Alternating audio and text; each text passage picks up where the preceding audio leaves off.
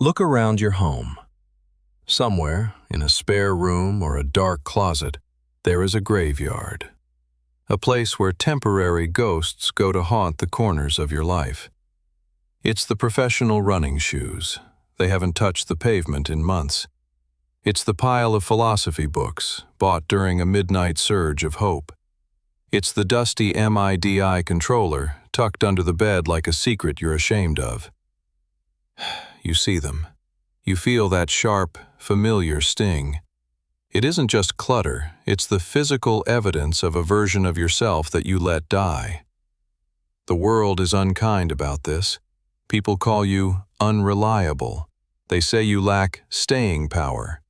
They use that classic poisonous phrase, a jack of all trades, master of none.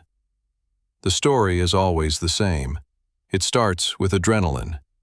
You inhale the novelty like a starving man at a banquet.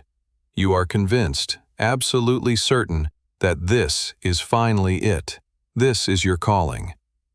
And then, the work begins. The magic vanishes. You get restless. You walk away, hunting for the next spark. After years of this loop, you start to believe the lie. You look at your history of half-finished goals and you wonder, why can't I just commit? What is fundamentally wrong with me? You know, maybe we've been looking at this all wrong. Honestly, it's not a defect of character. It's a glitch in the machine. Let's look at why. Here is a different narrative, one rooted in biology, not shame. Being a dabbler isn't a personality flaw. In reality, you share the exact same brain structure as a world-class polymath. You possess a discovery drive. You are wired with a massive, ravenous appetite for the new. The gap between you and a master isn't a matter of soul. It isn't willpower. It's strategy. It comes down to the physical conditioning of one very specific circuit in your brain. But to tap into that power, we have to diagnose the glitch. Look at how your mind processes data. Scientists call it the epistemic drive, the biological urge to resolve the unknown. But your brain? It functions on a different frequency. It cares less about the utility of a skill and more about the velocity of discovery. Your nervous system is sensitive. It's hyper-aware of what neuroscientists call reward prediction error. Think about when you start a new hobby. Digital illustration, for example. Everything is vibrant. Your progress? It's lightning fast. You go from a total amateur to drawing a decent portrait in days. The rate of new information is astronomical. Your brain responds by drenching you in dopamine. It feels like a honeymoon. The world feels electric. But this is the trap. This is the beginner's high. Eventually, you hit the ceiling of easy wins. You grasp the logic. You understand layers, brushes, color theory. And then, the novelty flatlines. The steep climb turns into a featureless salt flat. The compass of excitement breaks. You are left alone with the silence of your own discipline. You have reached the plateau. For a brain like yours, the dopamine faucet doesn't just drip, it slams shut. Your brain is gasping for the high that once felt like endless fuel. This is the crossroads.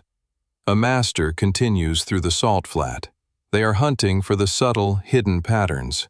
But a dabbler? A dabbler walks away. We call this laziness. But true laziness is a lack of desire to move at all. You aren't refusing to move. You are refusing to move when the fuel tank is empty. Your subconscious calculates that the effort required for that final, difficult 20% isn't giving you enough joy payout. So, you quit. But let's be radically honest here. Are you walking away because you've exhausted the subject? Or are you walking away because it stopped being easy?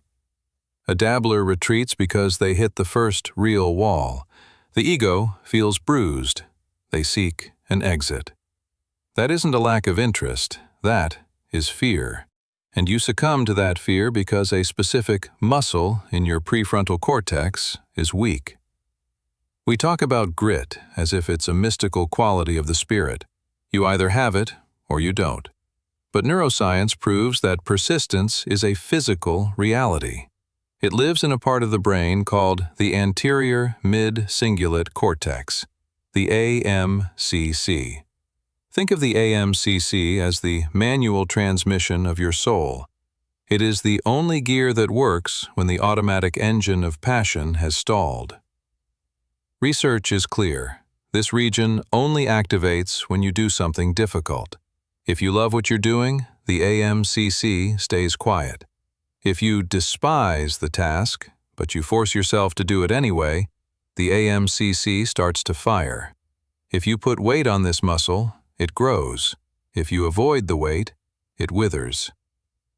For the chronic dabbler, the AMCC has suffered years of atrophy. Every time you felt bored or irritated in the past, you dropped the weights. You walked out of the gym. Now, even a minor hurdle, a confusing chapter, a bug in your code, is enough for your brain to hit the abort button.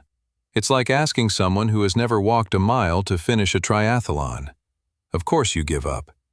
This weakness isn't a moral failure. It is physiological atrophy. But here's the exciting part. This region is plastic. It can be built at any point in your life. Look at super-agers. These are elderly people with the mental sharpness of 20-year-olds. Their AMCCs are thick. They are robust.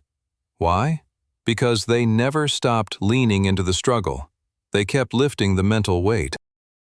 Even if you're in your prime, your willpower muscle might be thinner than that of a 75-year-old who has spent a lifetime doing hard things. How do we repair this? We put your AMCC on a training program, but be patient. You don't start by bench pressing 400 pounds. You'll just hurt yourself. You need progressive overload. The strategy is the 15% extension.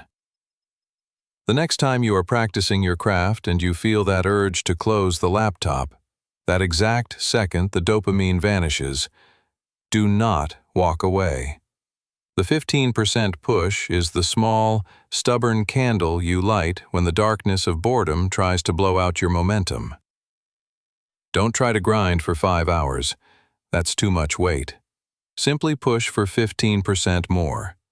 If you were planning to practice the piano for 20 minutes and you want to quit after 5, just play for 3 more minutes, then stop.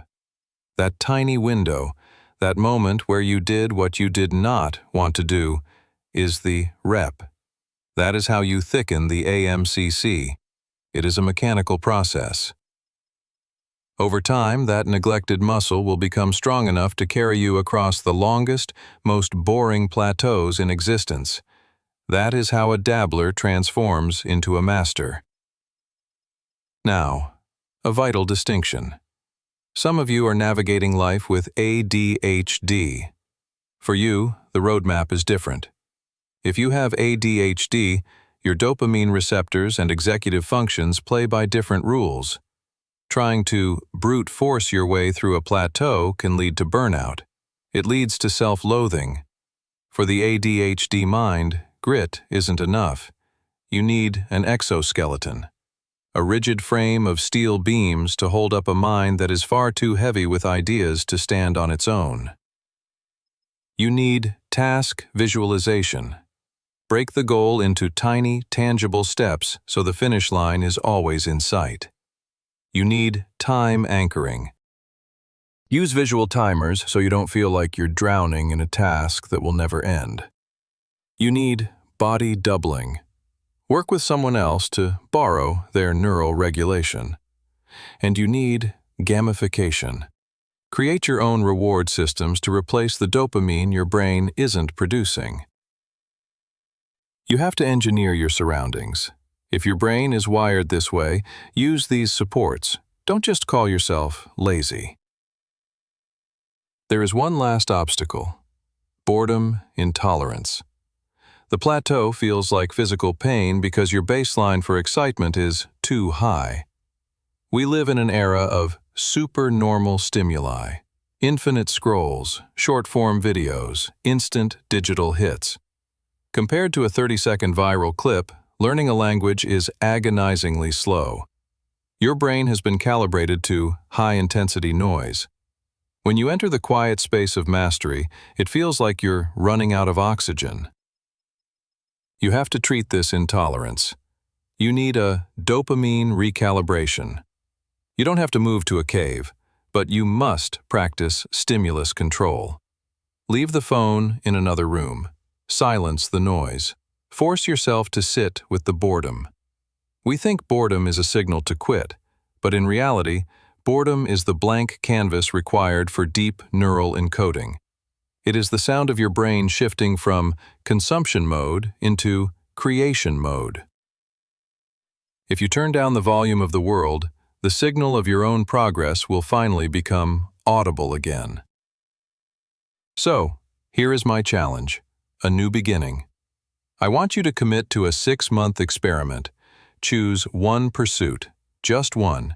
It doesn't have to be your career, just something you've always wanted to learn. And stay with it for half a year. Forget about being the best. The goal is simply to survive the deliberate practice phase. Reach the plateau. Feel the dopamine drop. Recognize the weakness in your AAMCC and then do the work anyway. Apply the 15% push.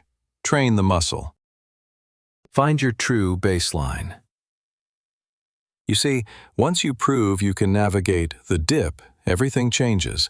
Because dabbler was just a temporary label, you are actually an architect, finally learning how to build a cathedral out of the scattered stones of your interests. Once you've built that mental strength, you'll be ready for what comes next.